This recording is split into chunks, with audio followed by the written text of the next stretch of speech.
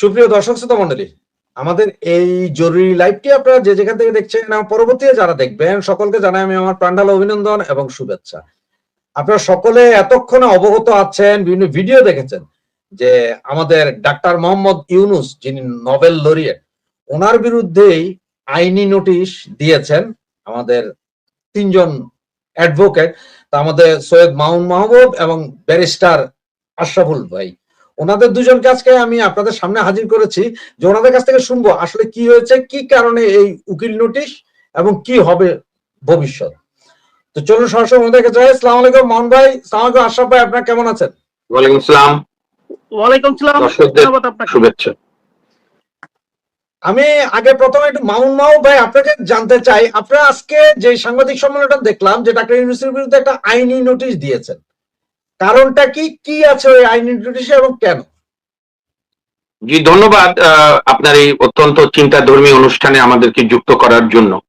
আমাদের সুপ্রিম কোর্টের senior advocate Mohammad Mohsin Rashid সাহেব এই নোটিশটি দিয়েছেন।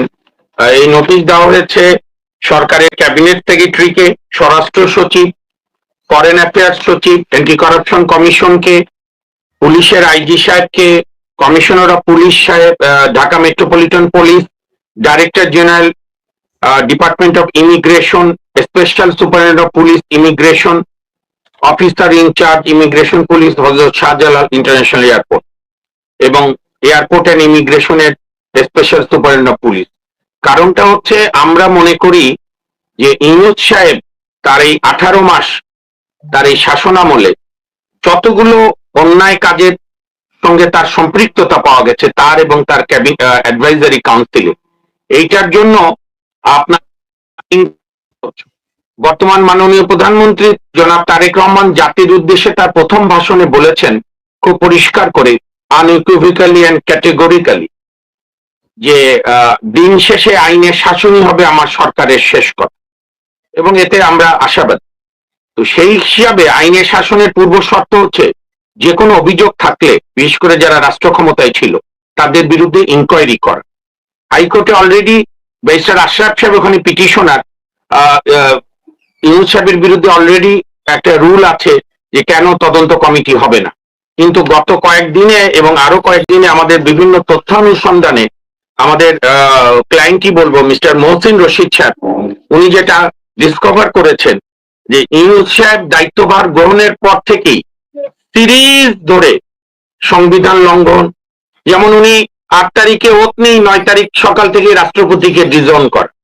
ব্যক্তিকে রাষ্ট্রপতি সেটি বিষয় না, রাষ্ট্রপতি আমাদের সংবিধানের সর্বোচ্চ ব্যক্তি, আমাদের the first man of the Republic. সেইটাকে ডিজোন করা, রাষ্ট্রপতিকে এক প্রকার বন্দি করে রাখা এবং সেই নির্মম মানসিক নির্যাতন আমরা সবাই জেনেছি। তারপরে উনি যেটা করলেন, আমাদের সংবিধানের 23 এবং 24 অনুচ্ছেদে আছে যে আপনার রাষ্ট্রের যে কোনো কালচারাল ঐতিহ্য হেরিটেজ রক্ষা করতে হবে এবং রাষ্ট্রীয় জাতির ঐতিহাসিক স্মৃতিস্তম্ভ, বিভিন্ন জাদুঘর, এগুলো রক্ষা করবে রাষ্ট্র। এটা আমাদের রাষ্ট্রের মূলনীতি, রাষ্ট্রের অন্যতম কাজ। কিন্তু আমরা দেখলাম ইউনূস সাহেব মুক্তিযুদ্ধের বিরুদ্ধে যুদ্ধ ঘোষণা করলেন এবং তার মব বাহিনী দিয়ে সমস্ত মুক্তিযুদ্ধের স্ট্যাচু ভাঙা, মুক্তিযুদ্ধের স্মৃতিস্তম্ভগুলো ভাঙা, এবং 32 নম্বর যেটা বাঙালি জাতির মুক্তির আতুর ঘর, এটা শুধু শেখ হাসিনার বাবার বাড়ি না, এটা আমাদের সবার বাড়ি, বাঙালির বাড়ি, এবং এটাকে শেখ হাসিনা এবং শেখ রেহানা জাদুঘর করে দিয়েছে। এরকম অসভ্য কার্যক্রম, একটা এত বড় স্থিতিবাহী বাড়ি বুলডোজার দিয়ে ইউনূস সাহেবরা ভাঙিয়েছে 2025-এর 5 ফেব্রুয়ারি। কাজেই তার অপরাধের শেষ নাই।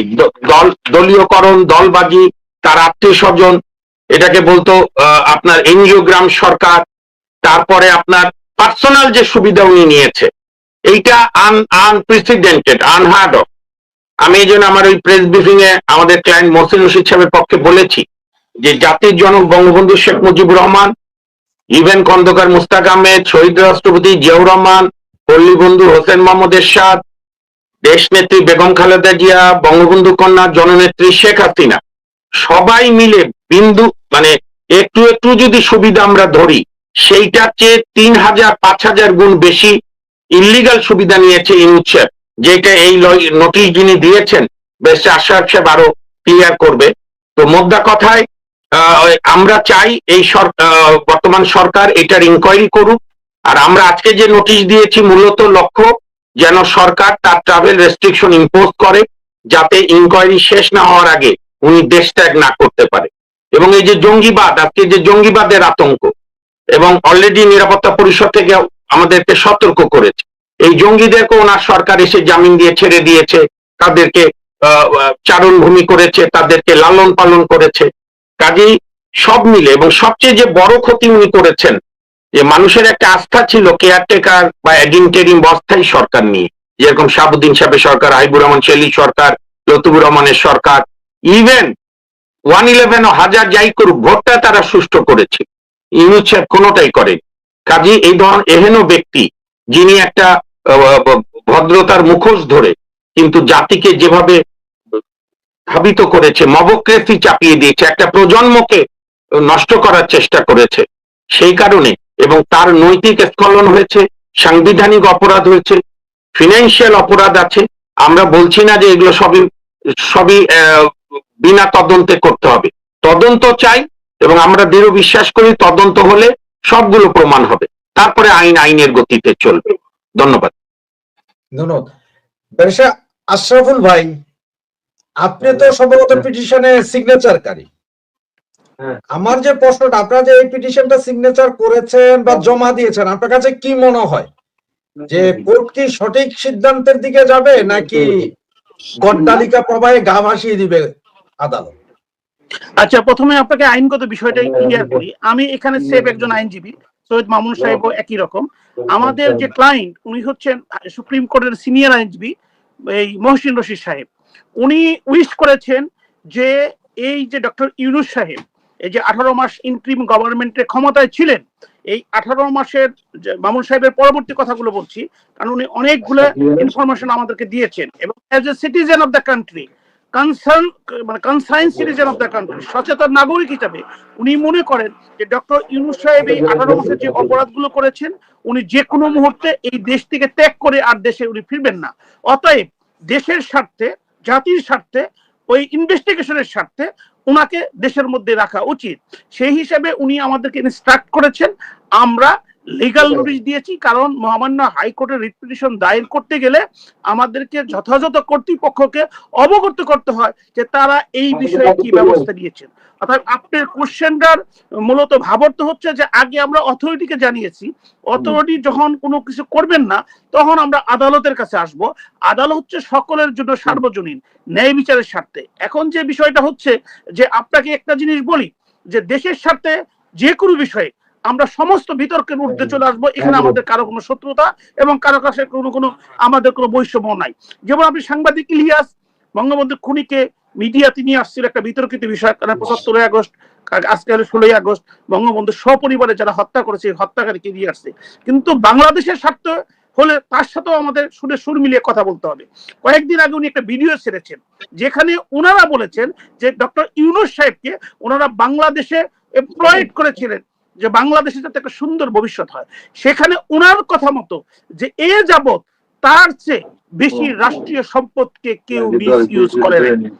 এবং একটি জিনিস আমাদের সকলকে অনুধাবন করতে হবে, যে জাতীয় জনক বঙ্গবন্ধু শেখ মুজিব, শহীদ প্রেসিডেন্ট জিয়াউর রহমান থেকে আরম্ভ করে জননেত্রী শেখ হাসিনা পর্যন্ত যারাই শাসনাবাদে ছিলেন না, বিশেষ করে শহীদ প্রেসিডেন্ট জিয়াউর রহমান এবং বঙ্গবন্ধু, তাদের একদম একটা চুল পরিমাণ কোন করাপশন, রাষ্ট্রীয় ক্ষমতা মিসইউজের কোন এলিগেশন তাদের বিরুদ্ধে নাই। কিন্তু ডক্টর ইউনূস সাহেব মাত্র 18 মাস ক্ষমতায় আসনে সে প্যারালাল, মানে একসাথে সে বিজনেস আর একসাথে রাষ্ট্রীয় ক্ষমতার ব্যবহার, এবং এই রাষ্ট্রীয় ক্ষমতাকে ইউজ করে সে আপনার ওয়ালেট, একটা ফাইন্যান্সিয়াল ট্রানজাকশন মনোপলি, সেটা সে করেছেন।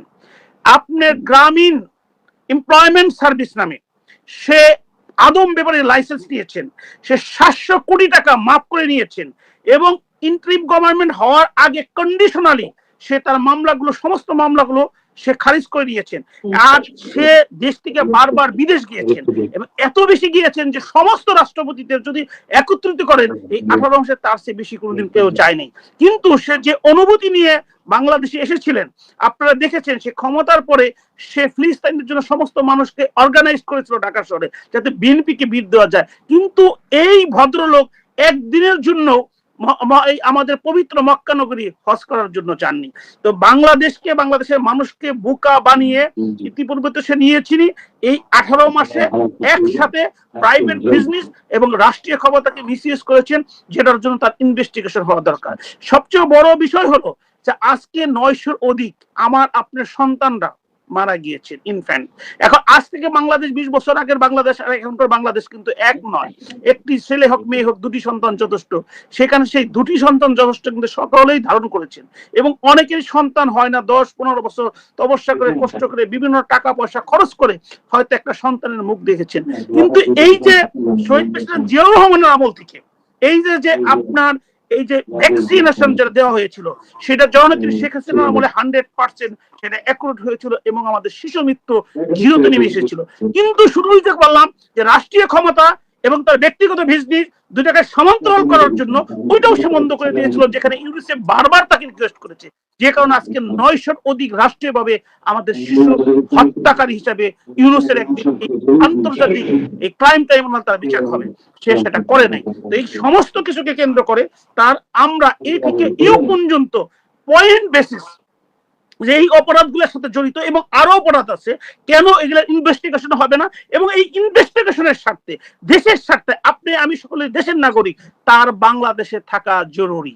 কারণ সে করাপশন থেকে আরম্ভ করে ফেভারিটিজম, নেপোটিজম, এবং যেটাকে আপনাকে বলা হয় যে কনফ্লিক্ট অফ ইন্টারেস্ট, ক্ষমতাকে মিসইউজ করে তার গ্রামীণ ব্যাংক, তার গ্রামীণ ট্রাস্ট, তার গ্রামীণ এমপ্লয়মেন্ট, তারপরে ওয়ালেট, তারপরে বিভিন্ন কিছুকে মিসইউজ করেছে, এবং ক্ষমতাকে ইউজ করে বিভিন্ন দেশে গিয়ে এইগুলোকে আরো পেট্রোনাইজিং করেছেন। যে কারণে আর বেসিক্যালি সে তো বাংলাদেশে থাকেন না, সে বিদেশি নাগরিকদের বাংলাদেশে বসিয়েছিল তার এই স্বার্থকে সিদ্ধ করার জন্য। এবং আপনাদেরকে আরো স্মরণ করে দিই যে বাংলাদেশটাকে চিরতরে ধ্বংস করার জন্য প্রথমেই তাদের প্রস্তাব ছিল আলী রিয়াজের মাধ্যমে যে বাংলাদেশকে আপনার প্রভিন্সিয়াল রাষ্ট্র করতে হবে। প্রভিন্সিয়াল রাষ্ট্র কোথায়? আমরা যদি পাকিস্তানকে এক্সাম্পল হিসেবে দিই, আমাদের অনেকে পাকিস্তান প্রিয় আছে। পাকিস্তানে খাইবার নাখতুন নামে একটি স্টেট আছে, সেখানে চিফ মিনিস্টার আছে, সেখানে পার্লামেন্ট আছে, তাদের নিজস্ব ভাষা, নিজস্ব কালচার। সেমনি সিন্ধু প্রদেশ, করাচি, তাদের ভাষা আলাদা, তাদের আলাদা পার্লামেন্ট। তারপরে আপনার যদি পাঞ্জাবে যান, তাদের ল্যাঙ্গুয়েজ আলাদা, পাঞ্জাবি ল্যাঙ্গুয়েজ, তাদের আলাদা পার্লামেন্ট, সেখানে একজন চিফ মিনিস্টার হয়। এইভাবে বেলুচিস্তান যেখানে সংগ্রাম চলছে, সেখানে বেলুচ ল্যাঙ্গুয়েজ, যেখানে তাদের ল্যাঙ্গুয়েজ থাকবে আলাদা, কালচার থাকবে আলাদা, চেহারা থাকবে আলাদা, সেইখানে আপনার প্রদেশ হয়। কিন্তু বাংলাদেশ আল্লাহর অশেষ কৃপা, আমরা 90% মুসলিম, একই ল্যাঙ্গুয়েজে বাংলা ভাষায় কথা বলি, একই রকম আমাদের চেহারা। সমস্ত বাংলাদেশ যদি চিটাগাং এবং কুমিল্লার মধ্যে মাঝখানে কিছু আপনার টিলা ছাড়া সমস্ত বাংলাদেশ সমতল, সেই দেশটাকে শুধু তাদের ব্যক্তি স্বার্থে দেশটাকে দুর্বল করার জন্য, চিরস্থায়ীভাবে দেশটার ক্ষতি করার জন্য তারা কিন্তু দেশটাকে প্রদেশ করতে হবে। এই সব বিভিন্ন কিছু এই 8 মাস আমাদেরকে, এই 18 মাস চোখে ধোলা দিয়ে দেশের সমস্ত সম্পদ দেশকে আজকে যে বিদ্যুৎ নাই, আজকে যে আমরা বিদ্যুতের জন্য হাহাকার করতেছি, আজকে যে আমাদের গ্যাস নাই, আমরা যে হাহাকার করতেছি, এর সমস্ত জন্য দায়ী হচ্ছে ইনটিভি গভর্নমেন্ট। কারণ সে যেখানে স্বার্থ না পারছে সেখানে সে সিগনেটারি হয় নাই, সেটাকে সে প্রতিবন্ধকতা সৃষ্টি করেছে। এই 18 মাস প্রতিবন্ধকতা হলে বর্তমান সরকার 6 মাসে তাদের ফাইট করতে হয়েছে। যদি সে সত্যিকারে আন্তরিক থাকতো, তার যে ইন্টারন্যাশনাল ব্যক্তিত্ব ছিল সেটা বাংলাদেশকে ছাড়িয়ে গিয়েছে, সে কিন্তু অবশ্যই এই বাংলাদেশকে একটা আধুনিক বাংলাদেশ একটা রূপকার হতে পারতো। বাংলাদেশের বিশ্বের যে দেশে উনি বসবাস করেন, যে জায়গায় উনি বসবাস করেন, সেই রূপায়িত করতে পারতো। কিন্তু আপনি লক্ষ্য করবেন উনি ডেমোক্রেসির মাধ্যমে প্রতিষ্ঠিত জিনিস, যারা শহীদ মামুন সাহেব বলেছেন যে আর্টিকেল 24-এ যে রাষ্ট্রীয় সম্পদ যেখানে আমাদের রক্ষা করার কথা, আর্টিকেল 21 যেখানে নাগরিক হিসাবে আমার দায়িত্ব, এগুলো সমস্ত কিছু ধ্বংস করেছেন, এবং নিজে সুপারভাইজ 900-র অধিক শিশু মৃত্যুর কারণ, এগুলো সমস্ত কিছুকে কেন্দ্র করে যাতে উনি দেশ থেকে না যেতে পারে। আপনাকে বলা দরকার, ইতিপূর্বে আমি একটা রিট পিটিশন করেছি, সেটা হলো যে আইনের ভাষায় section 3 of the inquiry of commission অ্যাক্টের মাধ্যমে তার একটা কমিশন তদন্ত করার কথা। সেটার রেজাল্ট এখনো আমি একজন পিটিশনার হিসেবে পাইনি, সেটাও কিন্তু একটা পানিবদ্ধ বিষয় আমাদের লিগ্যাল নোটিশের মধ্যে আছে। তবে এই লিগ্যাল নোটিশটা আমরা দিয়েছি, আমরা ইনস্ট্রাক্টর হিসেবে আদর্শিত হয়েছি জনাব মহসিন রশিদ, যিনি সিনিয়র অ্যাডভোকেট। আপনারা দেখেছেন বিভিন্ন বিষয় নিয়ে সবসময় তিনি রাষ্ট্রের মানুষের পক্ষে ফাইট করেন, তার পক্ষে আমরা দিয়েছি। এখন দেখা যায় যে লিগ্যাল নোটিশে যথাযথ কর্তৃপক্ষ কি ব্যবস্থা গ্রহণ করে। যদি ওনারা ব্যবস্থা গ্রহণ না করে এবং আমাদেরকে যে ইনস্ট্রাকশন দিয়েছেন জনাব মহসিন রশিদ সাহেব, যদি উনি মামলা ফাইল করতে বলেন, আমাদের ইনস্ট্যান্টলি উনি দিয়েছেন, আমরা মহামান্য হাইকোর্টে রিট পিটিশন ফাইল করব যাতে উনি দেশ ছেড়ে পালাতে না পারেন। ধন্যবাদ আপনাকে। আমি মাউন ভাই, আমরা সচরাচর না সবসময় দেখি, বিদেশে হয়, এইসব দেশেও হয়। আমি যদি আপনাকে ছোট্ট করে একটা কথা বলি, যেমন ফ্রান্সে সৌদির বাদশাহ এবং তার পরিবার ফ্রান্সের একটা দ্বীপে আসছিলেন ঘুরতে, নেস বলে, সমুদ্র সৈকত। সেখানে আসার পরে উনি আসার 3 দিন আগ থেকে উনি যাওয়ার 1 দিন পর পর্যন্ত, মানে টোটাল 15 দিনের জন্য ওই দ্বীপের সমস্ত হোটেল থেকে শুরু করে সবকিছু বুকড হয়ে গেছিল। 1000 কোটি টাকার ব্যবসা ছিল এটা, সব বুকড। ওখানে জনসাধারণ যাবে না, সুতরাং কারণ বাদশা যাবে, বিশাল ব্যাপার। এইটা নিয়ে এখানকার ফ্রান্সের সুপ্রিম কোর্ট থেকে রিট অটোমেটিক, ওনারা সুপ্রিম কোর্টই বললো যে এটা হইতে পারে না, উনি যত বড় হবে উনি সাধারণ লোকের সাথে যাইতে পারবে, না হলে হবে না, সব বাতিল করে দিল। এটা অনেক সমালোচনা বাতিল করেছে কোর্ট। বাংলাদেশেও আমরা অনেক দেখেছি যে হাইকোর্ট বা সুপ্রিম কোর্ট নিজ থেকে রুল জারি করে জনস্বার্থে। এখন কেন মহসিন রশিদকে দাঁড়াইতে হইল, আপনারা যে সেটা রিড করতে হইল? কোর্ট এখন নিজের থেকে কিছু করে না কেন? আগে তো অতীতে নিয়ে লেগে যাইতো কোর্ট। কি আমাদের জাতির দুর্ভাগ্য যে আমাদের বিচারাঙ্গনকে আমরা কখনোই স্বাধীন এবং জনমুখী করতে পারিনি। এটি সব সরকারেরই ব্যর্থতা, একদম। আপনি 72 থেকে শুরু করে আজ অবধি, বিশেষ করে আমি আইনজীবী হিসেবে লক্ষ্য করেছি। যেমন ধরেন বঙ্গবন্ধু হত্যার পরে বঙ্গবন্ধু হত্যার বিচার বন্ধ করে যে আইন হলো, হাইকোর্টের একটা রিট বেঞ্চ সুমোটো রুল দিতে পারতো যে কোনো ব্যক্তির হত্যার বিচার হবে না, এটা কোনো আইন। তো যাই হোক, আমরা এই বেদনার কথা আরেকদিন বলা যাবে। তবে আমরা মনে করি যে বর্তমান বিচার বিভাগে আমরা যাব। মহসিন রশিদ সাহেব আমাদের সর্বজন শ্রদ্ধ এবং একই সঙ্গে ব্যারিস্টার আশরাফ সাহেবের এখন অফিসিয়ালি ক্লায়েন্ট। উনি বলেছে 7 দিনের মধ্যে যদি ইউনূস সাহেবের উপর নিষেধাজ্ঞা জারি না হয় তার দেশ ত্যাগে, তাহলে আমরা হাইকোর্টে যাব। এবং আপনি যে কথাগুলো উদাহরণগুলো দিলেন, সেই উদাহরণের উপর উদাহরণ সহই আমরা হাইকোর্টও বলবো। শোনেন, আমাদের কাজ হচ্ছে লড়াই করে যাওয়া মানুষের অধিকার আদায়ের জন্য। এখন অনেক সময় মনে হয় যে অন্ধের বাজারে চশমা বিক্রি করছি, কিন্তু আমরা এই চশমা বিক্রির কাজ করব, আয়না দেখাবো, এবং এটা বিচার বিভাগের কাজ। আমরা প্রত্যাশা করি বিচার বিভাগ এই কাজগুলো করবেন, বিশেষ করে আমরা যখন মামলা নিয়ে যাব। কারণ ইনকোয়ারি হতে তো কোনো বাধা নেই। ইনকোয়ারিতে যদি প্রমাণ হয় মোহাম্মদ মহসিন সাহেব যে অভিযোগে নোটিশ এনেছেন সেটা ইউনূসের বিরুদ্ধে কোনো অভিযোগ নাই, তাহলে তো ভালো। আর যদি প্রমাণ হয় তাহলে সেটার বিচার করতে হবে, কোনো ব্যক্তি বিচারের ঊর্ধ্বে না। লর্ড ডেনিং এর একটা বিখ্যাত উক্তি আছে, nobody is above the law, everybody within the law. এবং আমাদের সংবিধানও আছে, কেউ সার্বভৌম না, জনগণ সার্বভৌম। সবাই জনগণের জন্য কাজ করবে, বিচার বিভাগ, নির্বাহী বিভাগ, আইন বিভাগ সহ সবাই। তো আমরা প্রত্যাশা করি বর্তমান সরকার নিঃসন্দেহে এই লিগ্যাল নোটিশকে গুরুত্ব দিয়ে অনুধাবন করবেন।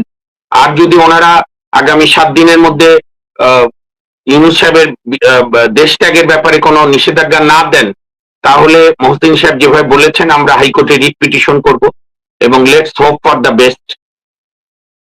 ধন্যবাদ মাহবুব ভাই এবং আশরাফ ভাই, আপনাদের দুজনকে যে এই সময়ে ব্যস্ততার মধ্যে সময় দেওয়ার জন্য।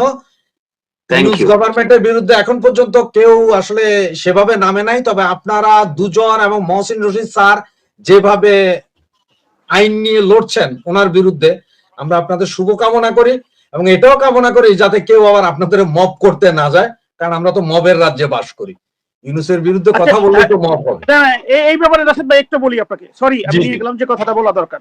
প্রথম কথা হচ্ছে মহান মুক্তিযুদ্ধ 1971 সালে যারা শহীদ হয়েছেন তাদের পরিবার ছিল, প্রিয়জন ছিল, প্রেমিকাও হয়তো বা ছিল, তারা সবকিছুকে তুচ্ছ করেই মৃত্যুকে কিন্তু ধারণ করেই তারা যুদ্ধে নেমেছে। এখনো যে আমাদের সেনাবাহিনী বলেন, পুলিশ বলেন, নৌবাহিনী বলেন, বিমান বাহিনী বলেন, তারা কিন্তু দেশ মাতৃকার জন্য সদা সর্বত প্রস্তুত থাকে কিভাবে তাদেরকে জীবন দিবে। তা আমরা যেহেতু আল্লাহর রহমতে আমরা সুযোগ পেয়েছি মানুষের পক্ষে, রাষ্ট্রের পক্ষে কথা বলার জন্য, এই ডেমোক্রেসি থেকে আমরা কখনো ভয় পাই না। আপনি শুনলে অবাক হবেন, সব আমলে জেল খাটি, এই আমলের 6 মাস এখনো জেলে যেতে হয়নি, জানি না যে কি হবে, কিন্তু সত্য কথা বলে যাব। শেখ হাসিনাকে আমি নরকের জনি আখ্যায়িত করেছিলাম মানুষের প্রয়োজনে, দেশের প্রয়োজনে। যদি ওনারা আমাদের মতো লোকেরা যে কথা বলছে এটা শুনতেন, হয়তো আজকে বাংলাদেশের পরিবেশ এরকম হতো না, মানুষের এই ডেমোক্রেসি সৃষ্টি হতো না।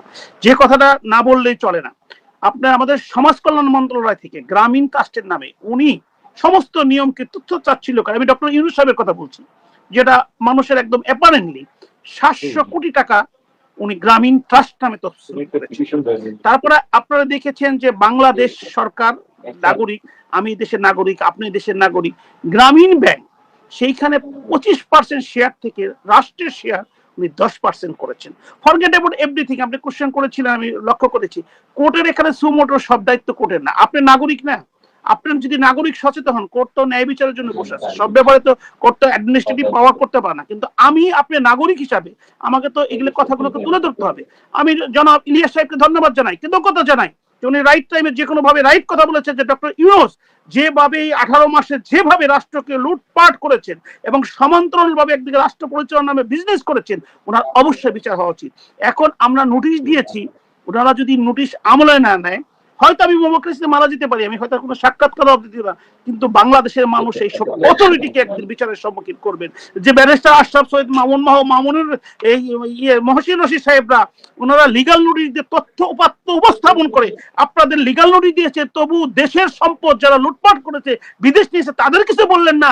আর শেখ হাসিনা পালিয়ে তাকে নিয়ে ইন্ডিয়াতে পৌঁছে দিয়েছেন, ওনাকে ফাঁসি অলরেডি কনভিক্টেড করেছে, উনি দেশে এসে সেই কনভিকশনকে কমপ্লাই করতে চাচ্ছেন, আপনারা সবাই বিভিন্ন ধরনের লেকচার দিয়ে যাচ্ছেন। এগুলো তো আপনি তো ভারত সরকারকে তো জিজ্ঞেস করতে হবে না, মাননীয় প্রাইম মিনিস্টার যাচ্ছেন, উনি তো আসতে চাচ্ছেন, এখন উনি ডিসেম্বর আগে দরকার ওনাকে নিয়ে আসেন, ওনাকে নিয়ে এসে বিচার এক্সিকিউট করেন। উনি তো বলেন উনি বলেছেন আমি সব জানি, কি হতে পারে সেটা হবে, কিন্তু আমাকে যেতে হবে। প্রশ্ন হচ্ছে যে রাষ্ট্র আপনার, রাষ্ট্র আমার, রাষ্ট্রের একটা পয়সা যদি কেউ চুরি করে এবং নাগরিক হিসাবে যদি কেউ সেটা তুলে ধরে, যদি অথরিটি কনসার্ন সেটার ব্যবস্থা না নেয়, তাহলে সেম অপরাধে তারা অপরাধী হবে এবং হয়তো জাতি একদিন সেই অপরাধে তাদের বিচার করবে। সাবেক অন্তর্বর্তীকালীন সরকারের প্রধান ডক্টর ইউনূসের বিরুদ্ধে আইনি নোটিশ দেয়া হয়েছে। 32 নম্বর ভাঙা সহ বহু ইস্যু সামনে এনে এই আইনি নোটিশ দেয়া হয়েছে। বাংলাদেশের প্রেসিডেন্ট হওয়ার চেষ্টা যখন থেমে গেছে, মহামান্য রাষ্ট্রপতির পরবর্তী জায়গায় অর্থাৎ 23তম রাষ্ট্রপতি যখন হতে চলেছেন বিএনপির সাবেক মহাসচিব মির্জা ফখরুল ইসলাম আলমগীর, প্রফেসর ইউনূস লবিং করে যখন পারলেন না, তখন আমরা বলেছিলাম যে এরপরে নানা রকমের আইনি ঝক্কি ঝামেলা পোহাতে হতে পারে ডক্টর ইউনূসকে, এবং সেরকমই একটা পদক্ষেপ এই রাষ্ট্রপতি ইস্যু সমাধান হওয়ার আগে আমরা দেখলাম আদালত চত্বরে। প্রফেসর ইউনূসের বিরুদ্ধে এই আইনি নোটিশ কি কোনো কাজে লাগবে? কি বলছেন নোটিশ দাতা? প্রফেসর ইউনূসের বিরুদ্ধে আইনি নোটিশ, এই আইনি নোটিশ যখন দেওয়া হচ্ছে প্রফেসর ইউনূসের বিরুদ্ধে, এরই মাঝে তার ক্ষমতা ছাড়ার পর থেকে বেশ কয়েকবার মানে এই আদালতে এই ধরনের কর্মকাণ্ড হয়েছে, অনেক চেষ্টা হয়েছে মামলা করার, রিট করার অনেক চেষ্টা হয়েছে, সবগুলোই কিন্তু খারিজ হয়ে গেছে। এবার আইনি নোটিশের পদক্ষেপে যাওয়া, যখন তারা বলছে, আরেকটি গণমাধ্যমের শিরোনাম দেখে নিন, তারা বলছে ডক্টর ইউনূসের দেশ থেকে নিষেধাজ্ঞা ও দুর্নীতির তদন্ত চেয়ে নোটিশ। নোটিশটা কাকে দেয়া হলো, কিভাবে দেয়া হলো, চলুন একটু দেখে। সাবেক অন্তর্বর্তী সরকারের প্রধান উপদেষ্টা ডক্টর মোহাম্মদ ইউনূসের বিরুদ্ধে স্বার্থের সংঘাত, স্বজনপ্রীতি ও ক্ষমতার অপব্যবহার সহ বিভিন্ন গুরুতর অভিযোগের অনুসন্ধান এবং তার দেশ ত্যাগে নিষেধাজ্ঞা চেয়ে আইনি নোটিশ দেয়া হয়েছে। নোটিশে অভিযোগ করা হয়েছে তদন্ত চলাকালে তার দেশ ছেড়ে পালানোর প্রবণতা রয়েছে, অর্থাৎ তিনি যে কোনো সময় দেশ ছেড়ে পালাতে পারেন, সেই কারণে তার দেশ ত্যাগে নিষেধাজ্ঞা দিতে হবে। কিন্তু নোটিশ দাতারা কি ভুলে গেছেন যে ডক্টর ইউনূস এখন এসএসএফ নিরাপত্তায় ভিভিআইপি মর্যাদায় বাংলাদেশে অবস্থান করছেন? সেরকম একটা অবস্থায় কি এই দেশ থেকে নিষেধাজ্ঞার ঘটনাটা ঘটবে? আদৌ ঘটা সম্ভব? কিংবা সরকারকে কি তাদেরকে মনে হয় যে সরকার প্রফেসর ইউনূসের বিরুদ্ধ শক্তি হয়ে গেছে? আমার তো কোনো কর্মকাণ্ডেই তা মনে হয় না। আমার মনে হয় যে প্রফেসর ইউনূসের যে লিগেসি সেটা এখনো বহন করে চলেছে বর্তমান সরকার। সুতরাং ডক্টর ইউনূসের বিরুদ্ধে কোনো ধরনের কোনো পদক্ষেপ এই সরকার নেবে এটা আমার মনে হয় না। বলা হয়েছে যে এই নোটিশ দিয়েছেন সুপ্রিম কোর্টের জ্যেষ্ঠ আইনজীবী মহসিন রশিদের পক্ষে barrister M Ashraful Islam. Register ডাক ও কুরিয়ার যোগে ডিমান্ড অফ জাস্টিস নোটিশটি পাঠিয়েছেন। নোটিশটি মন্ত্রিপরিষদ সচিব, স্বরাষ্ট্র সচিব, পররাষ্ট্র সচিব, দুর্নীতি দমন কমিশনের চেয়ারম্যান, পুলিশের আইজিপি, ডিএমপি কমিশনার এবং ইমিগ্রেশন ও পাসপোর্ট অধিদপ্তরের মহাপরিচালক সহ 10 জন গুরুত্বপূর্ণ ব্যক্তির কাছে পাঠানো হয়েছে। নোটিশের বিষয়ে জ্যেষ্ঠ আইনজীবী মহসিন রশিদ বলেছেন, আমার পক্ষে নোটিশ দেওয়া হচ্ছে যেন প্রফেসর ইউনূস দেশ ছেড়ে পালাতে না পারেন। এই মহসিন রশিদ, তিনি আবার মুসলিম লীগের সভাপতিও।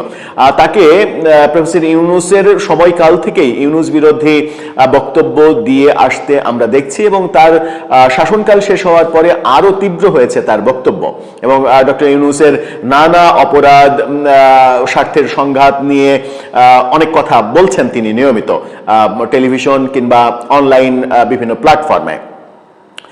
তিনি বলছেন, আমার পক্ষে এটা দেয়া হয়েছে প্রফেসর ইউনূস যেন দেশ ছেড়ে পালাতে না পারেন, তার জন্য তাকে এক্সিট কন্ট্রোলে দেওয়া দরকার, যেন তিনি দেশেই থাকেন, কারণ তার বিরুদ্ধে ইতিমধ্যে আদালতে রুল ইস্যু করা আছে। হামের টিকা না আসায় শিশুদের মৃত্যু ও ইপিআই প্রোগ্রাম নিয়ে গন্ডগোলের অভিযোগ রয়েছে, তার বিরুদ্ধে আরো অনেক দুর্নীতির অভিযোগ রয়েছে। ডক্টর ইউনূসের বিরুদ্ধে দুর্নীতি দমন কমিশনেও আবেদন করতে পারেন বলে তিনি জানিয়েছেন। আইনি নোটিশে ডক্টর ইউনূসের বিরুদ্ধে 21টি সুনির্দিষ্ট অভিযোগ তোলা হয়েছে, 21টা অভিযোগ, যার মধ্যে রয়েছে ক্ষমতার অপব্যবহার করে মামলা প্রত্যাহার, গ্রামীণ ব্যাংকে বিশেষ কর সুবিধা দেওয়া, সরকারি শেয়ার কমিয়ে আনা এবং সমাজ কল্যাণ মন্ত্রণালয় থেকে গ্রামীণ ট্রাস্টে অর্থ স্থানান্তর। নোটিশের বিষয়ে বিস্তারিত তুলে ধরে আইনজীবী মামুন মাহবুব তিনি বলেছেন, আমাদের মূল দাবি হচ্ছে ইনকোয়ারি বা অনুসন্ধান। ডক্টর মোহাম্মদ ইউনূসের দীর্ঘ অপরাধের তালিকা রয়েছে। একটি হচ্ছে হাম ট্র্যাজেডিতে ভ্যাকসিন না এনে শিশুদের মৃত্যুর মুখে ঠেলে দেয়া, দ্বিতীয়টি হলো উচ্চ পর্যায়ের দুর্নীতি। এমনকি ডক্টর ইউনূসের বন্ধু ইফতেখারুজ্জামানও বলেছেন ডক্টর ইউনূসের আমলে 45% বেশি টাকা সুইস ব্যাংকে পাচার হয়েছে। সংবিধান লঙ্ঘনের অভিযোগ এনে তিনি আরো বলেছেন, সংবিধানের 23 এবং 24 অনুচ্ছেদে জাতীয় ঐতিহ্য রক্ষার কথা বলা থাকলেও ডক্টর ইউনূসের আমলে মুক্তিযুদ্ধের স্মৃতিস্তম্ভ মবের মাধ্যমে ভেঙে দেওয়া হয়েছে। 32 নম্বর বাঙালির আতুরঘর, সেখানে বুলডোজার দিয়ে আঘাত করা হয়েছে। তিনি অস্থায়ী সরকারের কনসেপ্টটাই নষ্ট করে দিয়েছেন। তিনি আরো বলেছেন, বাংলাদেশের যত সরকার প্রধান রয়েছে, বঙ্গবন্ধু থেকে শুরু করে শেখ হাসিনা পর্যন্ত, সবার এক্সিকিউটিভরা যে ন্যূনতম সুবিধা নিয়েছেন তা মাটির কাছাকাছি, আর ডক্টর ইউনূস সাহেব সুবিধা নিয়েছেন আকাশ ছোঁয়া সুবিধা। যেহেতু তারেক রহমান বলেছেন দিন শেষে আইনের শাসনই হবে শেষ কথা, তাই আমরা নিরপেক্ষ ইনকোয়ারি চাই, আর ইনকোয়ারির সময় তিনি দেশ থেকে যেন চলে যেতে না পারেন সেই ব্যবস্থা করতে হবে। আগামী 7 দিনের মধ্যে ডক্টর ইউনূসের বিদেশ ভ্রমণে নিষেধাজ্ঞা এবং অভিযোগের বিষয়ে দৃশ্যমান পদক্ষেপ না নিলে সংবিধানের 102 অনুচ্ছেদ অনুযায়ী হাইকোর্ট বিভাগে রিট করা হবে, এমন হুমকিও দেয়া হয়েছে। শিশু স্বাস্থ্য ট্র্যাজেডি বা হামের টিকা সংক্রান্ত বিষয়ে তদন্ত কমিশন গঠনের নির্দেশনা চেয়ে হাইকোর্টে একটি রিটও করা হয়েছিল, যার প্রেক্ষিতে গত 19 মে রুল জারি করেছিলেন আদালত। সেই ধারাবাহিকতায় এবার এই সামগ্রিক অভিযোগের তদন্ত এবং ইউনূসের দেশ ত্যাগের নিষেধাজ্ঞা জারি করা হয়েছে। আদালতের রুলের নিষ্পত্তি এখন পর্যন্ত হয়নি, তার মানে ওটা এখনো ঝুলে আছে। জানি না ওই ব্যাপারে কি হবে। সবকিছুই তো আসলে হয় বাংলাদেশে সরকারের সিগন্যালের উপরে, সরকার কি সিগন্যাল দিচ্ছে, কিংবা সরকার আদালতে সিগন্যাল দিতে চাইছে নাকি আদালতকে পরিপূর্ণভাবে নিরপেক্ষভাবে কাজ করতে দিতে চাইছে, সেই সবের উপরেই নির্ভর করবে এই ব্যাপারগুলো। এখন দেখার বিষয়, এই যে আইনি ব্যাপার স্যাপারগুলো ডক্টর ইউনূসের বিরুদ্ধে গত 5-6 মাসে অনেকবার বিভিন্ন পদক্ষেপ নিতে দেখেছি আমরা, এমনকি এই মহসিন রশিদকেও একাধিকবার এর আগে পদক্ষেপ নিতে দেখেছি আমরা, কিন্তু কোনোটাই আদালতে মানে গৃহীত হয়নি, সবগুলোই খারিজ করে দেওয়ার ঘটনা ঘটেছে। এমনকি হামে আক্রান্ত শিশুর এক মানে শোকার্ত বাবা, তিনি ডক্টর ইউনূসের বিরুদ্ধে মামলা করলে সেটাও আদালতে খারিজ হয়ে যেতে আমরা দেখেছি। এবার কি তাহলে কিছু হবে আদৌ? আমার মনে হয় না যে কিছু হবে। দর্শক, আপনার কি মনে হয়? আপনার মতামত জানিয়ে লিখতে পারেন আমাদের কমেন্ট বক্সে।